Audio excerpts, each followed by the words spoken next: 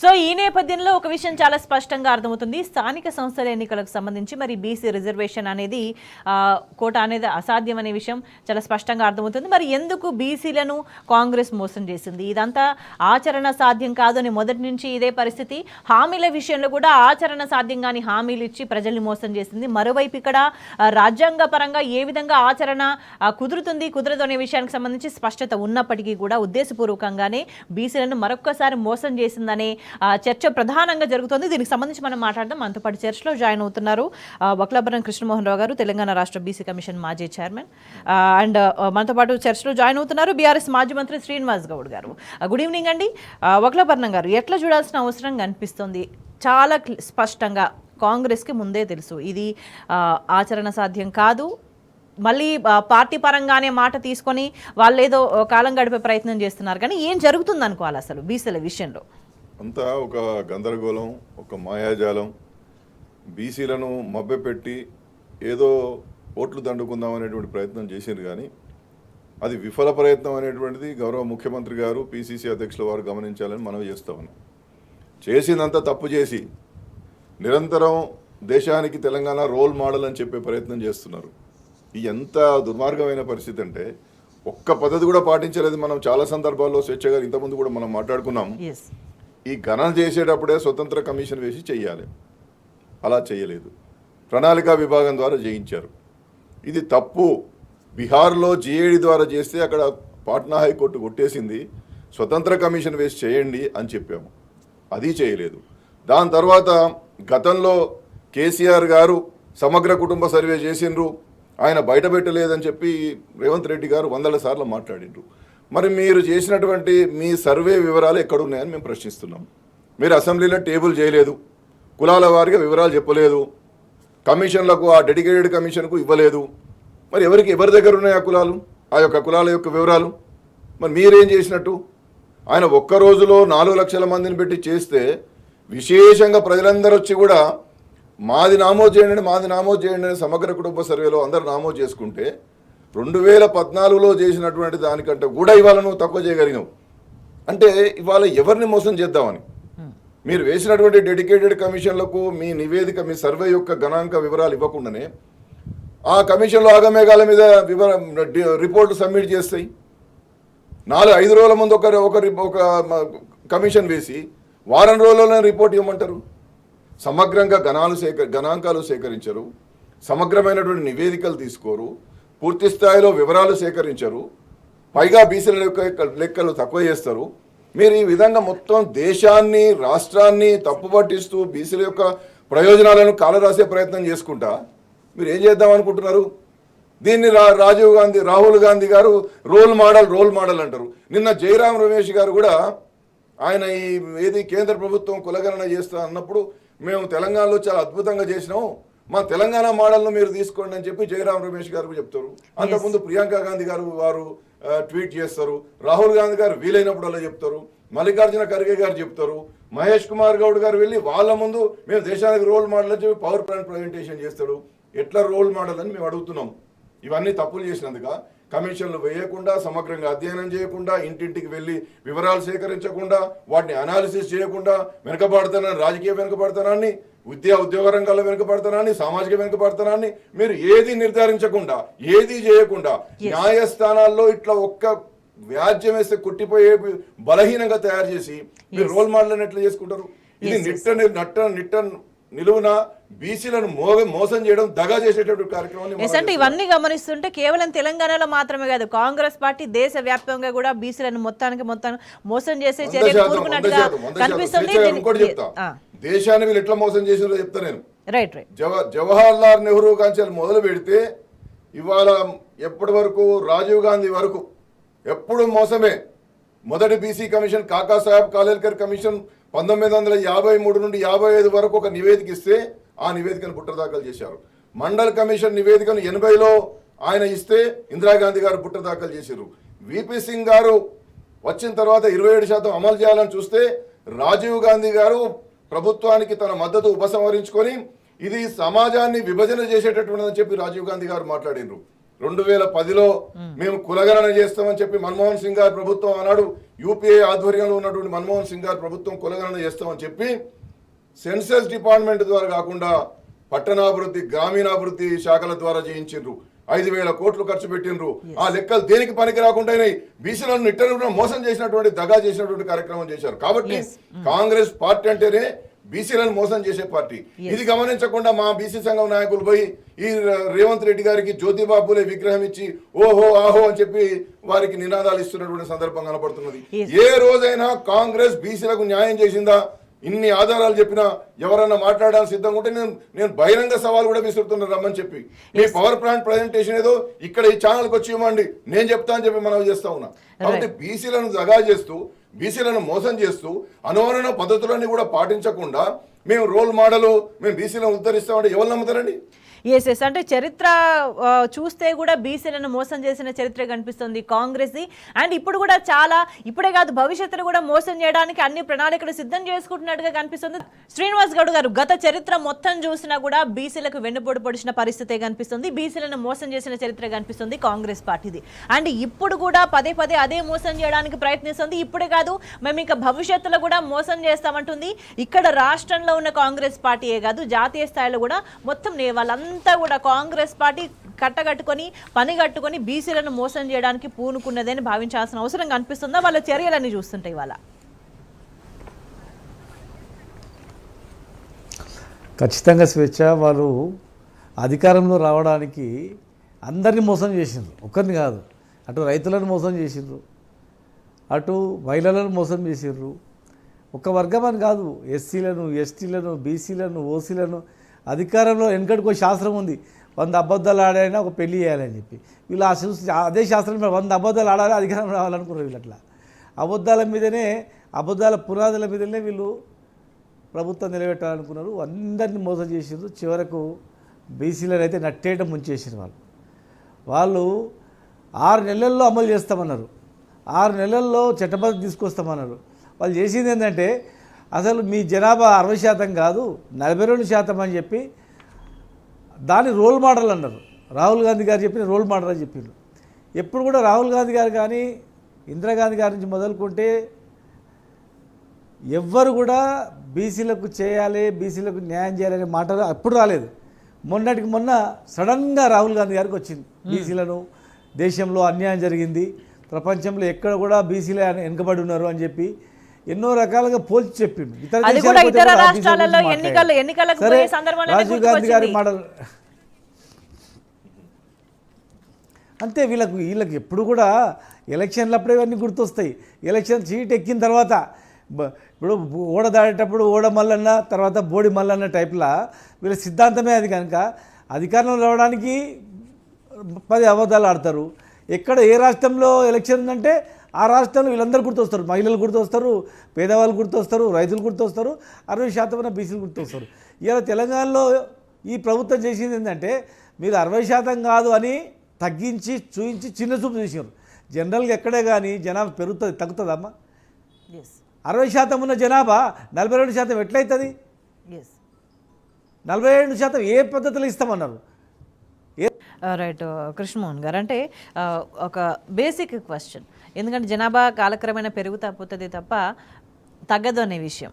So వాళ్ళు కులగణన చేసినామని చెప్పుకునే సందర్భంలో ఏం జరిగింది అనేది కూడా మనం చూసినాం.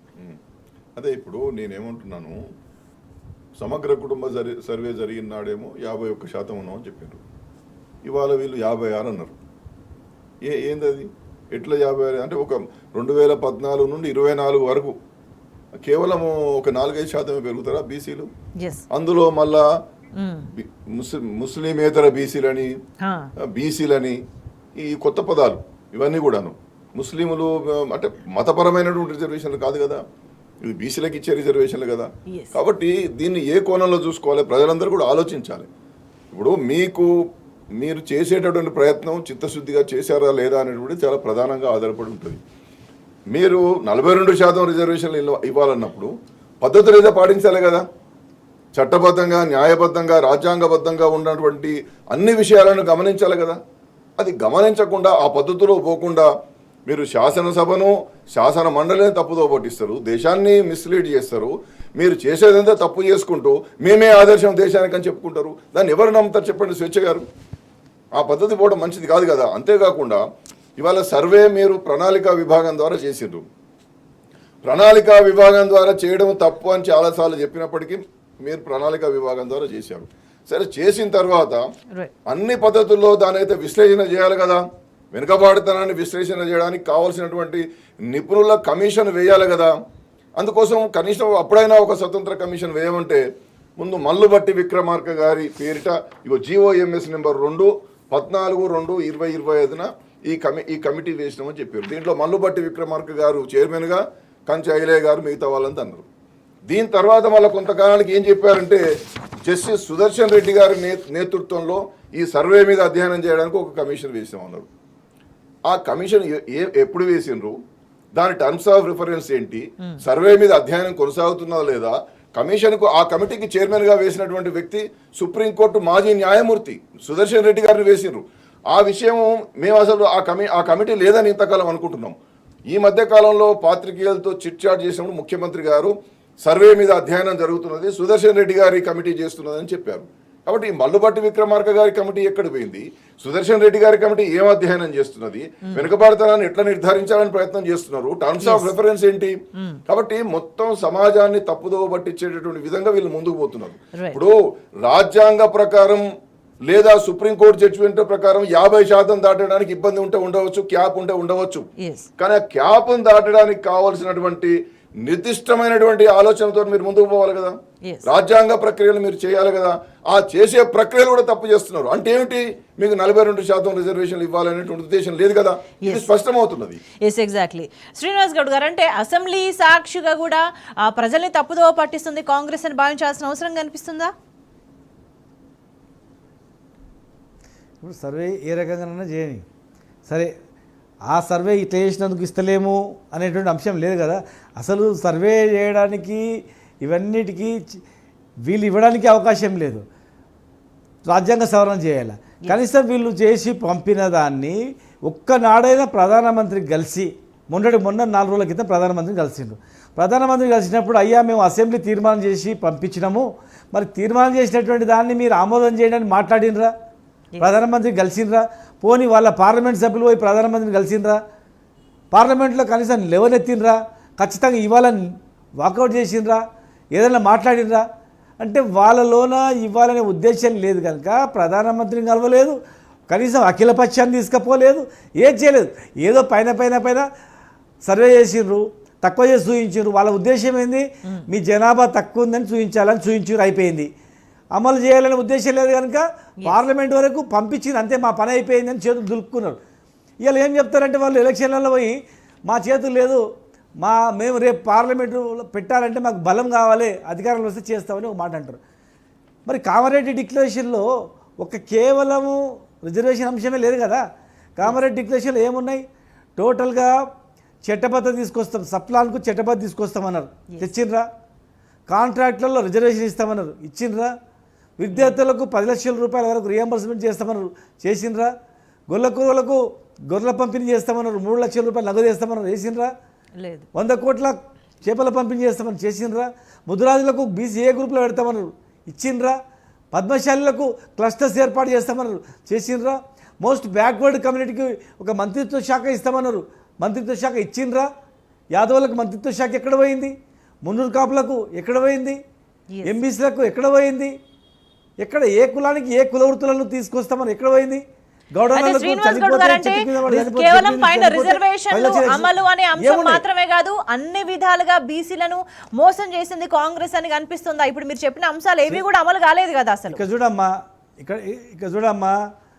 చూడమ్మా కామారెడ్డి డిక్లరేషన్లో వీళ్ళకి గుర్తుందో లేదో సిద్ధరామయ్య గారు డిక్లేర్ చేసారు. సిద్ధరామయ్య గారికి పోయి అడగమండి పక్కన రాష్ట్ర ముఖ్యమంత్రి గారిని.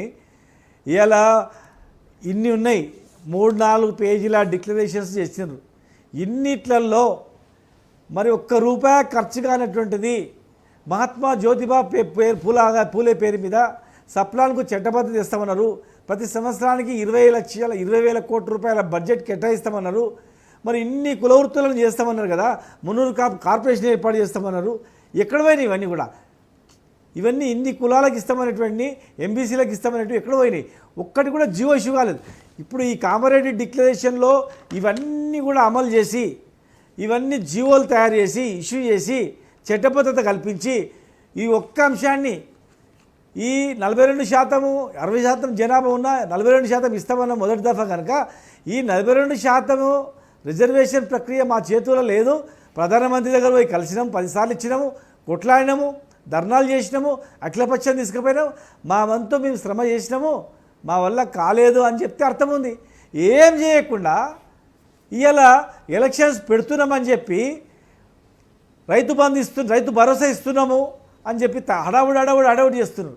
ఇలా వచ్చేటప్పుడు ఒక రైతులు అడిగినా అబద్ధం కాదు నేను చెప్పేది. ఈ మాదారం మన విలేజ్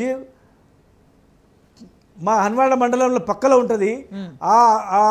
ఆ ఊరాయన వచ్చిండు, వెంకటరెడ్డి అని చెప్పి, మన బలవంత్ రెడ్డి అని చెప్పని.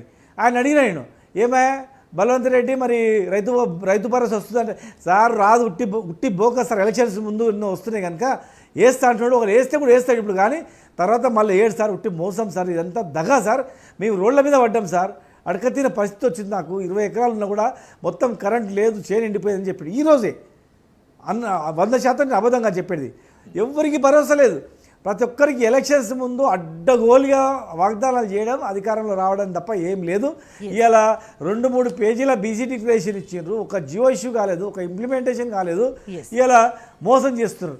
అసలు మొదటికే మోసం వచ్చింది గుర్తుపెట్టుకొని. ఇలా 23% రిజర్వేషన్ గతంలో ఇచ్చిర్రు, ఇలా 42% అని వీళ్ళు అసెంబ్లీ తీర్మానం చేసి పంపారు. అసలు ఈ 23% కూడా ఉండదా అనేది కూడా అగమ్య గోచరంగా ఉంది. మరి వాళ్ళు 42% ఎట్లా ఇస్తారు? 23% తీసేసి పైన వాళ్ళకు టికెట్లు ఇస్తారా? మొత్తం రిజర్వేషన్ పీకేస్తారా? మేము టికెట్లు ఇస్తున్నాము 42% అంటే 42% కాదు, టికెట్లు నిలబడేది ఎట్లా 50% పైననే ఉంటారు, 60-70% పైననే ఉంటారు. నువ్వు టికెట్ ఇచ్చిన దగ్గర ఇండిపెండెంట్ ఓసీ వేస్తాడు, ఇంకో పార్టీ నిలబెడతాడు. ఎట్లయితుంది? ఏ రకంగా అవుతుంది? దానికి చట్టబద్ధత ఎట్లుంటుంది? అది కేవలం మోసం చేయడానికి. ఉన్న 23% కూడా పీక్ పడేయాలి, వీళ్ళను రాజకీయంగా తొక్కేసేయాలి, ఉట్టి మాటలు చెప్పాలని చెప్పి మొత్తం దగా తప్ప ఏం లేదు. ఏ వర్గానికి కూడా లాభం చేయలేదు. ఈ రాష్ట్రాన్నే ఈ ప్రభుత్వం దివాలా తీయించింది.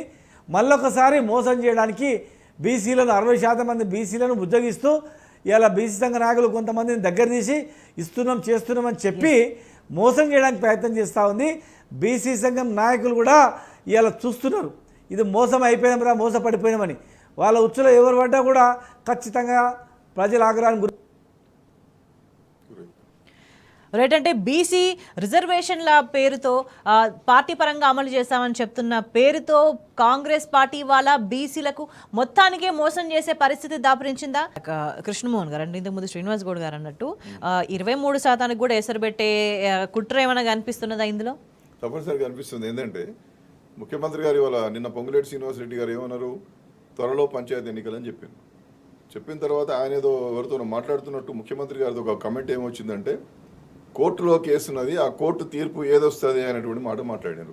మరి కోర్టు తీర్పు ఎక్కడిది? 3 నెలల్లో డెడికేటెడ్ కమిషన్ ద్వారా నివేదిక తీసుకొని ఎన్నికలకు పోండి అని చెప్పి కోర్టు ఆల్రెడీ హైకోర్టు చెబితే మళ్ళీ కొత్త కోర్టు కేసు అంటాడు.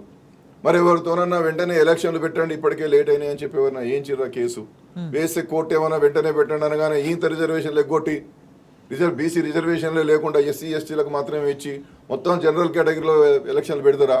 అసలు ఏం కుట్ర జరుగుతుంది? ఇంకోటి కూడా పార్టీ బీఫామ్లు ఇస్తాం అనేటువంటి మాట మాట్లాడతారు. గ్రామ పంచాయతీలలో పార్టీ బీఫామ్లు ఎక్కడ ఉంటాయి? సర్పంచ్లకు, వార్డు మెంబర్లకు బీఫామ్లు ఉన్నాయి కదా, అది ఎట్లా నిలబెడతారు? సరే ఎంపీటీసీ, జెడ్పీటీసీ ఇవన్నిటిలలో బీఫామ్ ఉంటాయి కాబట్టి పార్టీ సీట్లను మాట్లాడుతున్నారు. అది చట్టబద్ధత కానప్పుడు, రాజ్యాంగ పద్ధతి కానప్పుడు మీరు బీఫామ్ ఇస్తారండి బీసీలకు, ఇంకోడు కులమోడు నిలబడదని అక్కడ ఏం లేదు కదా. ఒకవేళ కనుక మీరు బీఫామ్లు ఇచ్చినప్పటికీ అక్కడ వేరే వాడు మొత్తం బహిరంగంగా నిలబడతాడు. వాడిని నామినేషన్ వేయించకపోతే ఎలక్షన్ కమిషన్ స్వయంగా దగ్గరుండి నామినేషన్ వేయిస్తారు. చట్టబద్ధత ఉంటేనేమో అది బీసీ రిజర్వ్డ్ అనేటువంటి చట్టబద్ధత ఉంటే ఖచ్చితంగా బీసీలకి అవకాశం ఉంటుంది. చట్టబద్ధత లేకుండా నీ పార్టీ టికెట్ ఇస్తే అక్కడ వేరే కులం వాడు నిలబడకూడదని ఏం లేదు కదా.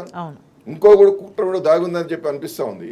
ఒకవేళ నువ్వు పైకి ఎట్లయినా కాంగ్రెస్ పార్టీ మొత్తం బలహీన పడిపోయింది, ఇవాళ ఊళ్ళల్లో ఎవరు నమ్మటట్టు లేడు, ఓట్లు వేసేటట్టు లేరు.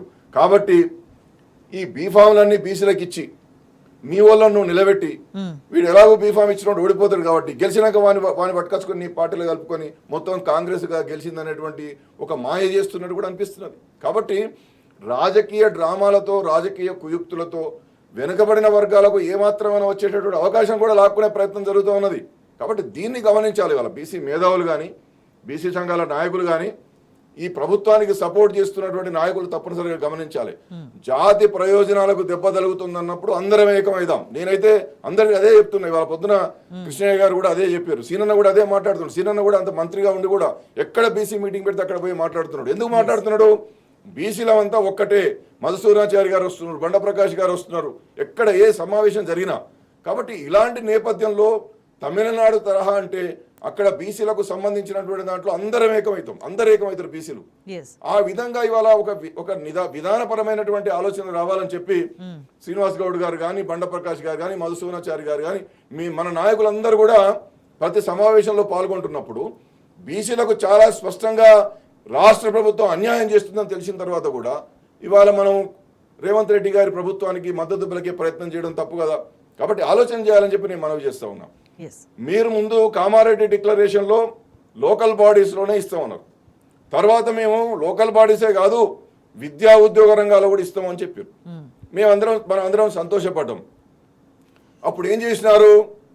ఏ డెడికేటెడ్ కమిషన్ చైర్మన్గా ఉన్నటువంటి వెంకటేశ్వరరావు గారినే విద్యా ఉద్యోగ రంగాల విషయంలో కూడా అధ్యయనం చేసి 42% రిజర్వేషన్లు ఇవ్వడానికి మీరు అధ్యయనం చేయండి అని చెప్పి ఇగో దీంట్లో బిల్ 4లో ఉన్నది. ఏమున్నది? వారిని 27/2/2025న GOMS నెంబర్ 1 ద్వారా ఈ భూసాని వెంకటేశ్వరరావు గారినే ఒక కమిషన్ వేసారు, 1 మ్యాన్ కమిషన్. ఎన్నడు వేసారండి? 27/2/2025న వేసారు. 6వ తారీఖు మార్చి నాడు క్యాబినెట్ మీటింగ్ జరిగింది. 6వ తారీఖు నాడు 27 నుండి 6 వరకు 5-6 రోజులు. ఈ 5-6 రోజుల్లోనే ఈ వెంకటేశ్వరరావు గారు విద్యా ఉద్యోగ రంగాల మీద సమగ్రంగా అధ్యయనం చేసిండు, 42% రిజర్వేషన్లు ఇవ్వడానికి కావాల్సినటువంటి అనాలిసిస్ చేసిండు, రిపోర్ట్ ఇచ్చిండట. అంటే ఎవరిని మోసం చేస్తున్నారు మీరు? 6 రోజులలో రిపోర్ట్ ఇస్తారండి. విద్యా ఉద్యోగ రంగంలో 52%, 56% ఉన్నటువంటి బీసీల యొక్క స్థితిగతులను అధ్యయనం చేసి ఆయన నివేదిక ఇచ్చిందంటే అంటే అంత మోసమే కదా, అంత బూటకమే కదా. దీన్ని ఎట్లా అర్థం చేసుకోవాలి? ఒకవైపు నువ్వు స్వతంత్రమైన కమిషన్ ద్వారా చేయించవు. ఇప్పుడు అంబాశంకర్ కమిషన్ అని చెప్పి తమిళనాడులో వేసి 2 సంవత్సరాలు సమగ్రంగా అధ్యయనం చేయించారు. నువ్వు 2 సంవత్సరాలు చేయించినవా? 2 నెలలు చేయలే. ఇట్లా కమిషన్ వేస్తే ఇట్లా రిపోర్ట్ ఇస్తాడు ఆయనే రాస్తాడా, ఎవడన్నా రాసుకొచ్చి సంతకం పెడతాడా మాకు తెలుస్తలేదు. నువ్వు ఇచ్చే నివేదికలు కూడా గోప్యంగా ఉంటున్నాయి. ఈ GOMS నెంబర్ 1 అనేటువంటిది అఫీషియల్ వెబ్సైట్ ఉన్నదా అని చెప్పి నేను ప్రభుత్వాన్ని అడుగుతున్నా. ఇది నేను రాయలేదు, ఇది బిల్ 4 అసెంబ్లీలో పెట్టినటువంటి బిల్ 4లో ఈ రాష్ట్ర ప్రభుత్వం చెప్పినటువంటిది. మేము విద్యా ఉద్యోగ రంగాలకు కమిషన్ వేసినాం, స్థానిక సంస్థలకు కమిషన్ వేసినామని. ఆ కమిషన్ రిపోర్ట్లు ఎక్కడ ఉన్నాయి? ఇప్పుడు సీనన్న మంత్రిగా చేసింది కదా, ఇప్పుడు వారికి శాసనసభలో వారికి అన్ని ఫార్మాలిటీస్ తెలుస్తాయి కదా. కమిషన్ ఇచ్చినటువంటి నివేదికలను ముందు రాష్ట్ర ప్రభుత్వానికి ఇచ్చినప్పుడు ఈ చైర్మన్లు దాన్ని ఆమోదింపజేసి మంత్రివర్గం ఆమోదించిన తర్వాత వాటిని అన్ని కూడా అసెంబ్లీలో టేబుల్ చేయాలి కదా. ఈ 1 మ్యాన్ కమిషన్ రిపోర్ట్స్ అన్ని విద్యా ఉద్యోగ రంగాలు కావచ్చు, స్థానిక సంస్థలకు సంబంధించినటువంటి నివేదికలను స్పీకర్ గారి, చైర్మన్ గారి వారి యొక్క అనుమతితో అసెంబ్లీలో పెట్టాలి కదా నివేదికలు. మరి నివేదికలు ఎందుకు పెట్టలేదు? సర్వే నివేదిక ఎక్కడున్నది? మీరు ఈ రాష్ట్రంలో 52% ఉన్నావా, 56% ఉన్నావా అని మాటలు చెప్తారు కదా గణాంకాలతో. ఒక 10 పేజీలు ఇచ్చారు కదా. 10 పేజీలు కాదు కదా మాకు కావాల్సింది. మీ సమగ్ర సర్వే యొక్క, మీ సిపక్ యొక్క మొత్తం లెక్కలు ఎక్కడ ఉన్నాయి? మీ ప్లానింగ్ డిపార్ట్మెంట్ మీకు నివేదిక ఇచ్చిందా? మంత్రివర్గం ఆమోదించారా? దాన్ని అసెంబ్లీ కౌన్సిల్లో పెట్టారా? గౌరవ శాసనసభ్యులకు, మంత్రులకు అందరికి ఇచ్చారా? ఇది ఏది చేయకుండా బిల్ 3, బిల్ 4 పెట్టేసి ఆమోదించండి అని చెప్పి అందరి చేత ఆమోదించుకొని గవర్నర్ గారితో సంతకం పెట్టించుకొని రాష్ట్రపతి గారికి పంపినారు. రాష్ట్రపతి గారికి పంపిన దాంట్లో ఏమున్నది? మీరు 9th షెడ్యూల్లో పెట్టామని చెప్పి మీరు కోరలే, 31C కింద పెట్టమని కోరినట్టు ఈ బిల్ 3, బిల్ 4లో చాలా స్పష్టంగా చెప్పారు. 31C అంటే ఏమిటి? మీరు ఇప్పుడు పంపినటువంటి బిల్లులకు ఎవరు కోర్టులో కేసు వేయకుండా రక్షణ ఇవ్వమని చెప్పి కోరేటటువంటి ప్రొటెక్షన్ తో కూడినటువంటి మాత్రమే అడిగారు. మరి మళ్ళీ మీరు 9th షెడ్యూల్లో పెట్టమని ఎట్లా అడుగుతారు? మీ అసెంబ్లీ శాసన మండలిలో 9వ షెడ్యూల్లో పెట్టమని తీర్మానం చేయలేదు. మీరు కేంద్రాన్ని 9వ షెడ్యూల్లో పెట్టమని చెప్పి మీరు కోరలేదు. కోరకుండానే 9వ షెడ్యూల్లో పెట్టమని చెప్పి ఢిల్లీలో పోయి ధర్నా చేస్తే ఎట్లా? అంటే ఎట్లా మోసం చేస్తారు బీసీలు అనేటువంటిది దయతో గమనించాలని చెప్పి మనం చేస్తున్నా. 31C కిందనేమో అవి పంపుతారు, 31Bకి సంబంధించినటువంటి 9th షెడ్యూల్లో దీన్ని పెట్టండి ఈ బిల్లులను అంటారు. బిల్లులను పెట్టారు, చట్టాలను పెడతారు. నువ్వు చట్టాలు తయారు చేసి పంపుతావు కదా. తమిళనాడులో ఎట్లా చేశారు? జయలలిత ముందు అసెంబ్లీలో పెట్టుకొని దాన్ని ఆమోదింపజేసుకొని 45/94 అనేటువంటి యాక్ట్ను తయారు చేసుకొని అక్కడ కేంద్రం దగ్గరికి పోయి అక్కడనే ఉండి తిష్ట వేసి ఉండి అందరినీ కూడా రిక్వెస్ట్ చేసుకొని ప్రధానమంత్రి గారిని రిక్వెస్ట్ చేసుకుని అన్నాడు. పివి నరసింహారావు గారు అన్నారు, వారిని రిక్వెస్ట్ చేసుకుని ఉభయ సభలో ఆమోదం పొందిన తర్వాత ఆ తమిళనాడు 45/94 అనేటువంటి యాక్ట్ను 9వ షెడ్యూల్లో పెట్టించుకున్నారు తమిళనాడులో. అందుకని వాళ్ళ 69% ఇప్పటికున్నది. కాబట్టి నువ్వు ఏ పద్ధతులు పాటించకుండా నువ్వు రాష్ట్రపతి గారికి పంపించిన దాంట్లో సమగ్రమైనటువంటి డేటా కమిషన్ రిపోర్ట్ లేకుండా నువ్వు 9వ షెడ్యూల్లో పెట్టమని చెప్పి నువ్వు కోరకుండా ఇవాళ అంతా కూడా మాహే చేస్తున్నారు, గందరగోళం చేస్తున్నారు, మోసం చేస్తున్నారు. ఈ మోసాన్ని మనం ఎండగట్టడానికి మనం ఏకం కావాల్సినటువంటి అవసరం ఉంది. కాబట్టి ఇవాళ బీసీ సంఘాలు కావచ్చు, బీసీ నాయకులు కావచ్చు, బీసీ మేధావులు కావచ్చు, వీటిని అన్నింటినీ అధ్యయనం చేస్తే ఈ రాష్ట్ర ప్రభుత్వం మనం ఎట్లా నిట్టనిలువులా ముంచుతున్నది, మనకి ఎట్లా అన్యాయం చేస్తున్నది, ఎట్లా మోసం చేస్తున్నది అనేటువంటి తెలుస్తుందని చెప్పి నేను మనవి చేస్తున్నా. దయతో అధ్యయనం చేయండి, మనం అందరం ఏకమైదాం, పోరాటం చేద్దాం. 42% రిజర్వేషన్లు సాధించుకోవడానికి మరొక స్వాతంత్ర సామాజిక సమరాన్ని సాధించడానికి ముందుకు పోదామని చెప్పి నేను మనవి చేస్తా ఉన్నా. ఎస్ అంటే ఇప్పుడు మీరు చెప్పిన దాని ప్రకారం చాలా స్పష్టంగా అర్థమవుతుంది. ఒక పాటించాల్సిన ఫార్మాలిటీస్ని పాటించకపోవడంలోనే వాళ్ళ ఉద్దేశం ఏందో తెలిసిపోతుంది. సో దీనికి సంబంధించి మరింత వివరంగా మాట్లాడు శ్రీనివాస్ గౌడ్ గారు. రాజ్యాంగ సవరణతోనే ఇదంతా కూడా బీసీ రిజర్వేషన్ సాధ్యమని స్పష్టత ఉంది కాంగ్రెస్కి. అయినప్పటికీ కూడా చేయాల్సిన పనులు చేయకుండా, ఫార్మాలిటీస్ ఏవి కూడా పాటించకుండా, ఇప్పటివరకు కృష్ణమోహన్ గారు చెప్పినట్టు వాళ్ళు చేసింది ఒకటి, లోపల చేసింది ఒకటి, బయట అక్కడ ఢిల్లీ లెవెల్లో అక్కడ కూర్చొని ధర్నాలు చేసిన అంశం ఇంకొకటి. దీనికి దానికి సంబంధం లేదు, కనీసం పొంతన కూడా లేదు. అంటే ఎందుకు ఇంత స్థాయిలో బీసీలను మోసం చేయాలని కాంగ్రెస్ పూనుకునేది అంటే ఏం చెప్తారు? ఇప్పుడు ఏమేమి మోసాలు చేసినది కృష్ణమోహన్ గారు క్లియర్గా చెప్పిన వారు. అంటే వాళ్ళ లోపాలు ఏమేమి ఉన్నాయని డెడికేటెడ్ కమిషన్ నుంచి మొదలుకుంటే, సర్వే నుంచి మొదలుకుంటే అనేక అంశాలన్నీ కూడా చెప్పడం జరిగింది. అది మేము పార్టీ పరంగా కూడా చెప్పినాం. మేము కొట్లాడిన తర్వాతనే వీళ్ళు కోర్టులకు వేసిన తర్వాత ఇమ్మీడియట్గా మళ్ళీ డెడికేటెడ్ కమిషన్ చేసిండ్రు. అంతకుముందు ఓన్లీ మామూలు బీసీ చైర్మన్ పెట్టి ఆయన ద్వారా చేయాలన్నారు. ఇది రకరకాలుగా ఎవరు చేయాల్సింది సర్వే వాళ్ళు చేయకుండా అనేక రకాలుగా ఎన్నో 100 తప్పు. అంటే వాళ్ళకు నిజంగా చేయాలి, రిజర్వేషన్ ఇవ్వాలి అనే చిత్తశుద్ధి ఉంటేనేమో అవన్నీ పాటిస్తారు. వాళ్ళు ఏదో మేము అడుగుతున్నామని చెప్పి మార్చుకుంటూ వేయరు. సరే లాస్ట్కు ఏదో మమ అనిపించారు, అసెంబ్లీలో తీర్మానం చేసి ఇక అయిపోయేది చూడు ఎంత గొప్ప పని చేసినాం మేము అని చెప్పి తక్కువ సంఖ్య చేసి చూపించి అవమానపరిచి అటు పంపించారు. అంటే ఎంత ఆశ్చర్యకరం అంటే దీనికి సంబంధించి జాతీయ స్థాయిలో కూడా వాళ్ళ అన్ని హ్యాండిల్స్ లో కూడా దీన్ని ప్రమోట్ చేసుకుంటారు. తెలంగాణలో మేము ఇట్లా చేసినాం, ఇదే మోడల్ అని అన్నిట్లలో ప్రమోట్ చేసుకుంటారు. దీన్ని పదే కూడా మాట్లాడుతుంటారు. అంటే ఇవన్నీ కూడా ఖచ్చితంగా 100కి 1000% కూడా కుట్రపూరితంగానే చేస్తున్నట్టుగా భావించాల్సిన అవసరం ఉన్నదా? 100% అండి. ఇప్పుడు ఎట్లా అంటే మీరు ఒకటి ఉదాహరణ చెప్పండి. గత ఎలక్షన్స్లో రాహుల్ గాంధీ గారు ఏం చెప్పారు? ప్రతి పార్లమెంటుకు 2 బీసీలను ఎమ్మెల్యేలు ఇస్తామని అన్నారు. ఇచ్చిండ్రా? ప్రతి పార్లమెంట్లో 2 బీసీలకు ఎమ్మెల్యే టికెట్ ఇచ్చిండ్రా? మీరు చూడండి, గమనించండి. యాకత్పుర, చార్మినారు, ఈ మలక్పేట ఇవి ఇచ్చి ఇగో బీసీలకి ఇన్ని సీట్లు ఇచ్చినామని చెప్పి చూయించుకున్నారు అంతే. అంటే రాజకీయంగా ప్రోత్సహించాలనేటువంటి ఆలోచన వాళ్ళకు లేదు. అది అసలు బీసీ కమిషన్ వేసి మన జనగణన బీసీల మీటింగ్లలో కూడా ఎవరు అధ్యక్షత వహించింది చూడండి మీరు. ఇలా ప్రకటిస్తారు ఎవరు? బీసీ మంత్రి ప్రకటించాలా ఎలక్షన్స్ ఎప్పుడు అనేది. అసలు బీసీ రిజర్వేషన్ గురించి మాట్లాడాలా, మేము ఏం చేసినామని మాట్లాడాలా. మాట్లాడిన తర్వాత వాళ్ళు ఎలక్షన్ గురించి మాట్లాడాలా. లేదు ముఖ్యమంత్రి గారు ముఖ్యమంత్రి లేదు, సంబంధించిన మంత్రి లేదు. రెవెన్యూ మినిస్టర్కి ఏం సంబంధం లేని మంత్రి ప్రకటిస్తారు. తీర్మానం అసెంబ్లీలో ప్రకటన ఇంకోరు చేస్తారు, క్యాబినెట్ కన్నా ముందు ఇంకోరు మాట్లాడతారు, క్యాబినెట్ కన్నా ముందు ఇంకోరు హడావుడి చేస్తారు, రైతు బంధు వస్తుందని చెప్పి పబ్లిసిటీ. అంటే వాళ్ళ దేశంతా యావా ఎలక్షన్ మీద తప్ప ఏం లేదు. రాహుల్ గాంధీ గారు చెప్పింది ఓడు లెక్క చేయలేదు. టికెట్లు ఇవ్వాలని చెప్పి రాహుల్ గాంధీ గారు మంత్రి పదవులలో కూడా ఇవ్వాలి 42%, అది కూడా లేదు. ఒక డిప్యూటీ సీఎం ఒక బీసీకి ఇద్దామంటే అది లేదు. కార్పొరేషన్ చైర్మన్లలో అది లేదు.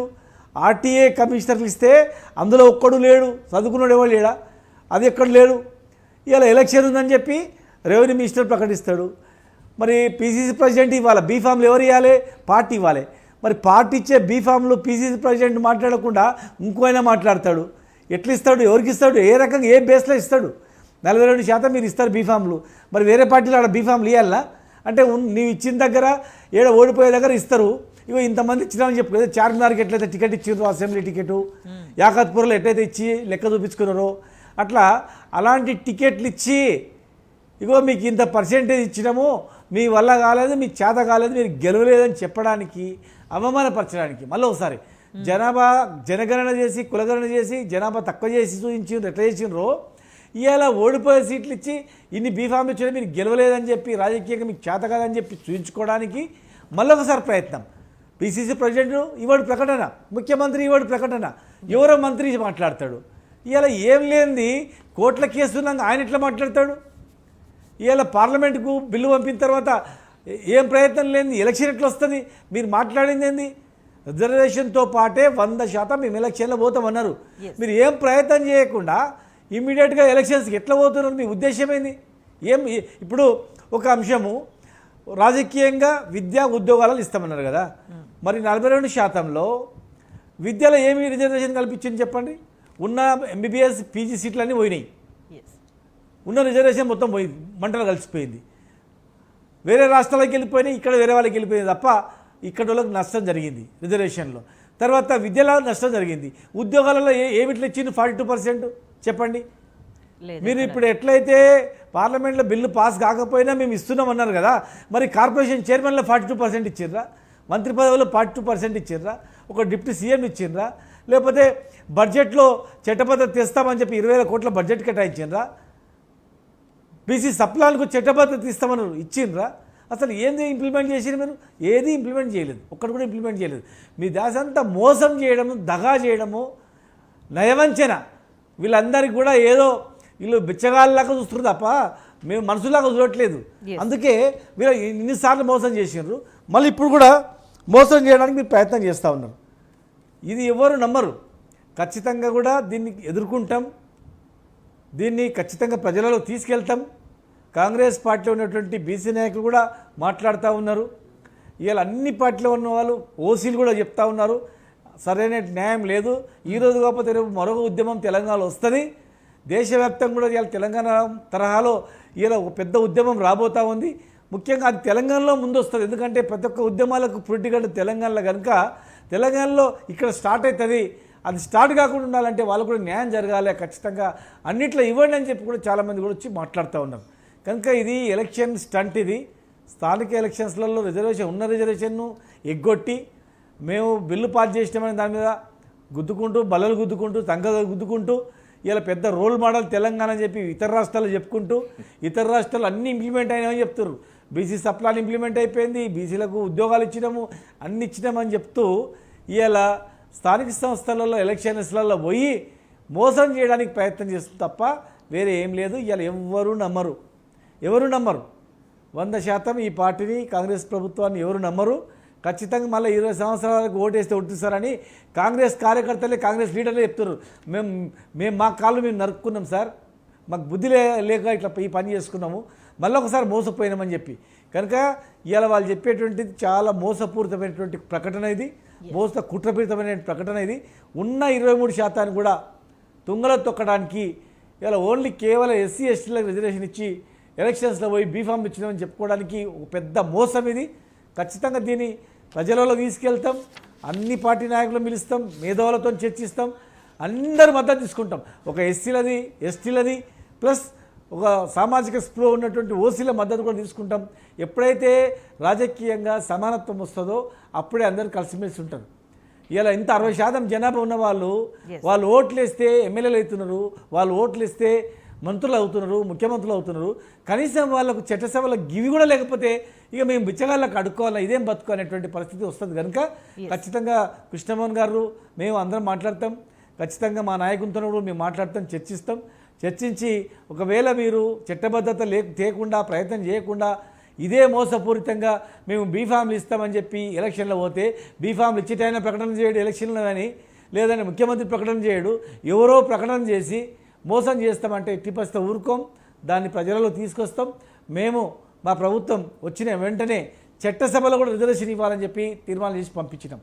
మహిళా శ్రీనివాస్ రిజర్వేషన్ గౌడ్ బిల్లును అంటే కూడా పంపించినాం. రిజర్వేషన్ల అనేక అంశాలు పరంగానే పంపించినాం. బీసీలను మోసం చేయడం కాదు, అనేక అంశాలు ఇప్పటివరకు మీరు చాలా అంశాలు ప్రస్తావించారంటే వాటన్నింటినీ కూడా బేరీజ్ వేసుకుంటే ఫర్ ఎగ్జాంపుల్ మీరు ఇంతకు ముందు అన్నారంటే ఎక్కడ ఓడిపోయే దగ్గర ఏదో టికెట్లు ఇచ్చి మేము ఇచ్చిన మీరు ఓడిపోలేదు ఇట్లా అనేక విధాలుగా అంటే 1 by 1 చాలా అంశాల్లో కుట్రలు చేస్తూ వస్తున్నారంటే ఇది కేవలం మనం పైకి మాట్లాడుకుంటున్న అంశం మాత్రమే కాదు, బీసీలను అన్ని విధాలుగా బలహీనపరిచే కుట్ర జరుగుతుందని భావించాల్సిన అవసరం కనిపిస్తుంది. సామాజికంగా మానసికంగా అన్ని విధాలుగా బలహీనపరిచే కుట్ర జరుగుతుందని భావించాలా?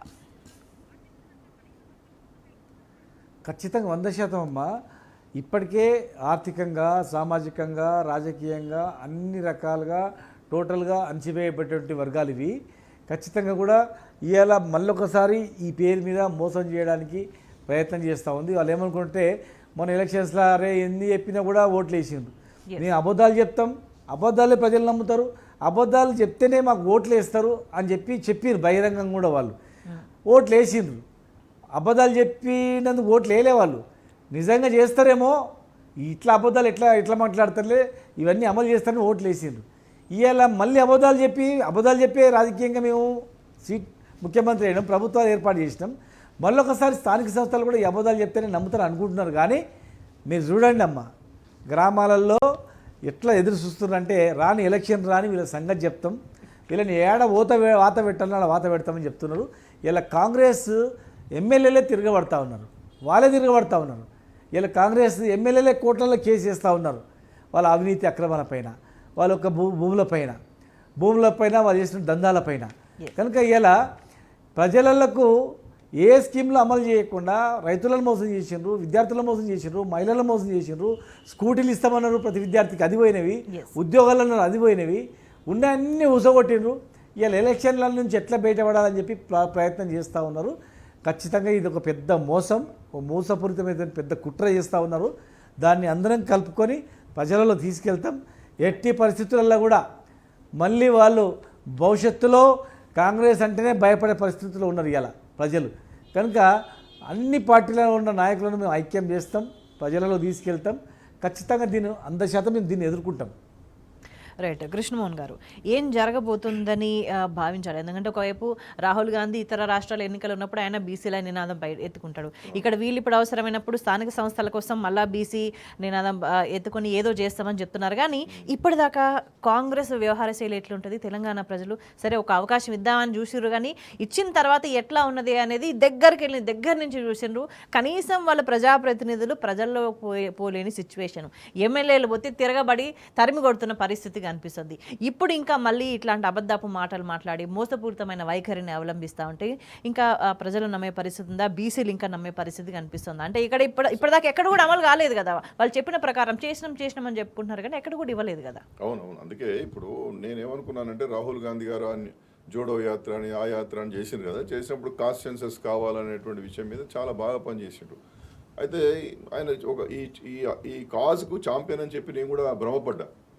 ఈ తెలంగాణలో జరుగుతున్నటువంటి తప్పులన్నీ కూడా ఎప్పటికప్పుడు రాహుల్ గాంధీ గారి దృష్టికి తీసుకెళ్లే ప్రయత్నం చేసాం. మేధావులు చాలామంది తీసుకెళ్లారు, నాలాంటి వాళ్ళని కూడా లేఖలు రాసాం. వారికి అందాలని చెప్పి ఢిల్లీకి పోయి వారి కార్యాలయాలు కూడా కట్టల కొద్దీ నివేదికలు సమర్పించి వచ్చినాం. కానీ అయినప్పటికీ రాహుల్ గాంధీ గారు ఈ తెలంగాణ గణన మీద ఏమంటాడంటే, తెలంగాణలో శాస్త్రీయంగా జరిగిన కులగణన ఆధారంగా బీసీ వర్గాలకు విద్యా, ఉద్యోగ, రాజకీయాల్లో సమాన హక్కుల కోసం 42% రిజర్వేషన్ చట్టం తీసుకొచ్చాం. ఇది సామాజిక న్యాయానికి కొత్త దారి చూపించే నిర్ణయం. దేశం మొత్తం ఈ మార్గాన్ని అనుసరించాలని చెప్పి రాహుల్ గాంధీ గారు మాట్లాడతారు. ప్రియాంక గాంధీ గారు ఏమంటారంటే, మా ప్రభుత్వం ఇచ్చిన మాట నిలబెట్టుకుంది. ఈ రిజర్వేషన్ బీసీ వర్గాల సామాజిక, ఆర్థిక, రాజకీయ స్థితిని మెరుగుపరుస్తుంది. మేము ఎల్లప్పుడూ ప్రజలతోనే ఉంటామని నిరూపించుకున్నామని ప్రియాంక గాంధీ గారు మాట్లాడుతారు. జయరాం రమేష్ గారు ఏం మాట్లాడతారంటే, కులగణన సామాజిక న్యాయానికి అవసరం మాత్రమే కాదు, పరిపాలనా నైపుణ్యం కలిగిన ప్రభుత్వం చేస్తేనే విజయవంతమవుతుంది. దేశంలో రాబోయే జనాభా లెక్కల్లో తెలంగాణ మాదిరిగా కులాలు మాత్రమే కాదు, తెలంగాణ చేసినటువంటి శాస్త్రీయ వైఖరిని దేశమంతా అవలంబించాలి. అంటే వీళ్ళు ఈ రాష్ట్రాన్నేమో రేవంత్ రెడ్డి టీం అంతా మోసం చేస్తున్నారు. ఇప్పుడు చెప్పినటువంటి రాహుల్ గాంధీ గారు, ప్రియాంక గాంధీ గారు, జయరాం రమేష్ గారు దేశానంతా మోసం చేస్తున్నారు. తెలంగాణలో జరిగిందంటే శాస్త్రీయమైనటువంటి లెక్కలట. ఎక్కడ శాస్త్రీయమైన లెక్కలు? ఎక్కడ రాజ్యాంగబద్ధమైన లెక్కలు, ఎక్కడ న్యాయపరమైనటువంటి లెక్కలు? చేసిందంతా తప్పులు చేసి మోసం మీద మోసం చేసుకుంటా, దగా చేసుకుంటా మీరు దేశానికి ఆదర్శం అని చెప్పి మాట్లాడితే ఎట్లండి? కాబట్టి రాహుల్ గాంధీ గారు పదే పదే తెలంగాణ ఆదర్శం అంటున్నాడు కాబట్టి ఈ రాహుల్ గాంధీ గారు కూడా అదే కోవ అనేటువంటి అర్థమైపోయింది. నువ్వు కేవలము దేశం అంతా బీసీల ఓట్లు దండుకొని ప్రధాని కావాలనేటువంటి తహతాలాడుతున్నవే తప్ప కింద నీకేమి లేదనేది తెలిసిపోయింది. ఇవాళ మీరు మహారాష్ట్రలో ఎన్నికలు ఉన్నప్పుడు ఇక్కడికి వచ్చి మేము తెలంగాణలో కులగణన చేయబోతున్నామని చెప్పి నువ్వు ఆరంభించి మహారాష్ట్రకు పోయినావు. అధికారుల మీద ఆధారపడకండయ్యా, ప్రజల నుండి వచ్చినటువంటి ప్రశ్నలు పెట్టుకుని ప్రశ్నావళి తయారు చేయండి, బ్యూరోక్రాట్స్ సెన్సస్ చేయొద్దని నువ్వు పెద్ద స్పీచ్ ఇచ్చిపోయినావు. ఇక్కడ చేసింది ఏంది? ప్రణాళిక విభాగం ద్వారానే చేసిరు కదా. 70 క్వశ్చన్లు అడిగి ప్రజలను ఆగమాగం చేసిరు కదా. ఉన్న స్కీములు పోతాయని చెప్పి భయపడేటట్టు చేసిరు కదా. నీ ప్రశ్నావళి నింపాలంటేనే తాళాలు వేసుకొని పోయేటట్టు చేసినావు కదా. మరి సమగ్ర కుటుంబ సర్వే నాడు ఇట్లా జరిగిందా? ఇవాళ నేను అడుగుతున్నా, సమగ్ర కుటుంబ సర్వే నాడు దుబాయ్లో ఉన్నాడు, బొంబాయిలో ఉన్నాడు, అమెరికాలో ఉన్నాడు కూడా వాని ఊరికి వాడు ఉరికొచ్చి సమగ్ర కుటుంబ సర్వేను నామోదు చేసుకున్నారు. నువ్వు అట్లా చేయించగలిగినవా? నువ్వు వాళ్ళ కేసీఆర్ గారి మీద మాట్లాడే అధికారం నీకెక్కడిది? సమగ్ర కుటుంబ సర్వే లిమ్కా బుక్ ఆఫ్ రికార్డ్స్లో నామోదైంది, నువ్వు దీనిలో నామోదు చేసినావు. ఇవాళ నేను ఒక పార్టీకే వత్తాసు పలుకుతున్నా అని చెప్పి అనుకోవాల్సిన అవసరం లేదు. ఆనాడు లెక్కలు సమగ్రంగా ఉన్నాయని చెప్పి అందరూ అన్నారు. చాలామంది కాంగ్రెస్ పార్టీలో ఉన్నటువంటి ఒక ప్రముఖ ఎమ్మెల్సీ గారు కూడా ఎస్కేఎస్ మాత్రమే చాలా ప్రముఖంగా ఉన్నది, మేము చేసిన సర్వే తప్పుల తడక అని చెప్పి చింపేసి కాలబెట్టిండు ఆయన. కాబట్టి మీరు ఏమర్థం చేసుకుంటున్నారు? ఇవాళ బీసీలను మొత్తం మోసం చేసే ప్రయత్నం. కామారెడ్డి బీసీ డిక్లరేషనే కాకుండా మీ డిక్లరేషన్లు ఏది కూడా అమలు చేయలేదు. 4 కార్పొరేషన్ చైర్మన్లు ఇచ్చారు, వాళ్ళకు సంబంధించినటువంటి వాళ్ళకు ఆడ కుర్చీ టేబుల్ ఉన్నది, డీజిల్ లేదు, జీతం లేదు, అన్నమో రామచంద్ర అనేటువంటి పరిస్థితులు పైరెట్టున్నారో ఈ నాయకులు కూడా బాధపడుతున్నారు. మరి అధికారంలోకి వస్తే మేమేదో పదవులు వస్తాయంటే వాళ్ళకు పదవులు రావడం లేదు. 42% మాట మాట్లాడినవి అన్ని కార్పొరేషన్ పదవులలో, ఎమ్మెల్సీ పదవులలో, మంత్రివర్గ పదవులలో న్యాయం చేయాలి కదా. ఏదో నువ్వు ఒకరిద్దరికి ఇచ్చేసి సామాజిక న్యాయం చేసినావు, కులగణన జరిగిందే కాబట్టి ఇవాళ మంత్రులు అవుతున్నారని చెప్పి ఒక మంత్రి గారు మాట్లాడతారు. కాబట్టి ఈ ప్రజలను మోసం చేసేటటువంటి మానుకోండి, నిబద్ధతగా నిజాయితీగా ముందుకు రండి.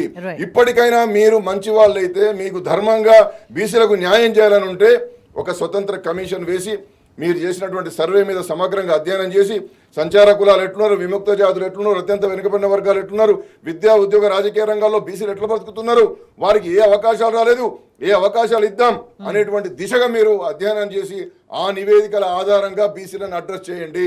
అప్పుడు మాత్రం మిమ్మల్ని నమ్ముతారు. అట్లా కాకుండా కోర్టుల కేసు ఉందని చెప్పి ఇంకేదో ఉన్నదని చెప్పి మీరు మాయమాటలు చెప్పి అరచేతుల వైకుండా చూస్తే ఎవరు నమ్ముతారండి? కాబట్టి ఇవాళ ప్రతిపక్ష పార్టీలను మీరు పంచి డైలాగులతోని మాట్లాడితే ప్రజలు నమ్మరు. ఎన్ని రోజులు ఇంకా తిట్టుకుండా చేరుతారు ప్రతిపక్షాలను?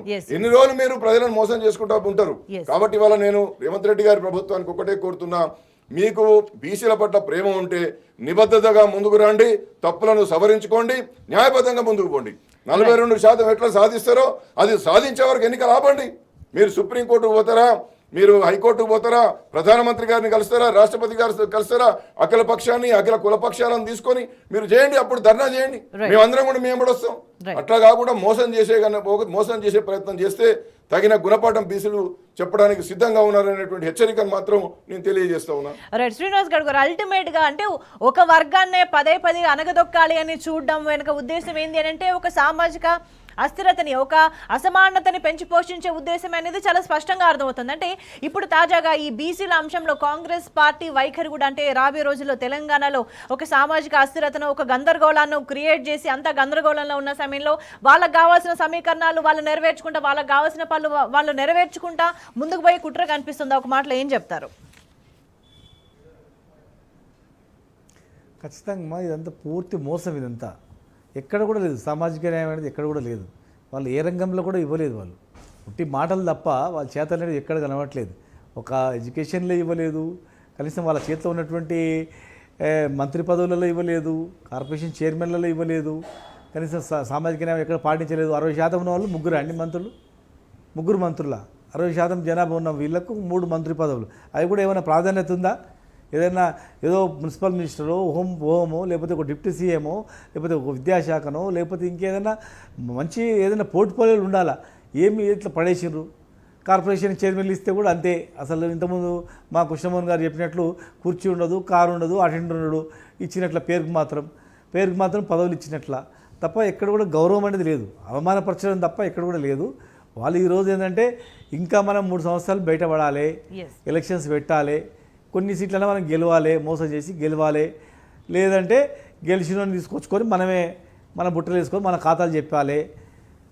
బీఫామ్స్ ఉంటే ఓ రకంగా, బీఫామ్ లేకపోతే ఇంకో రకంగా, రేపు గెలిచిన వాళ్ళని కూడా ఏమేమి ప్లాన్ చేసుకోవాలి, ఇక మొత్తం మాదే ఉందని తొండి పని తప్ప వాళ్ళకు ఎలాంటి చిత్తశుద్ధి అనేది లేదు. సమాజంలో ఒక అసమానతల వల్లనే ఉద్యమాలు వస్తాయి. తెలంగాణ ఉద్యమం ఎందుకు వచ్చింది? మనం సరిగా చూడడానికి వచ్చింది. ఇవాళ కూడా అందరూ చదువుకున్నారు, తెలివిమంతులు అయినరు, వాళ్ళకు అన్ని రంగాల్లో ఈక్వాలిటీ వచ్చినప్పుడు గొడవలు ఉండవు, కలిసిమెలిసి ఉంటారు. కానీ ఎక్కడ కనీసము లోకల్ బాడీలో కూడా మనకు రిజర్వేషన్ లేదు, లోకల్ బాడీలో కూడా సరైన స్థానం లేదంటే అరే మనమే ఓట్లేసి ఈ స్థాయిలో అందరం తెచ్చి మనకేంద్ర అనే పరిస్థితి వస్తుంది.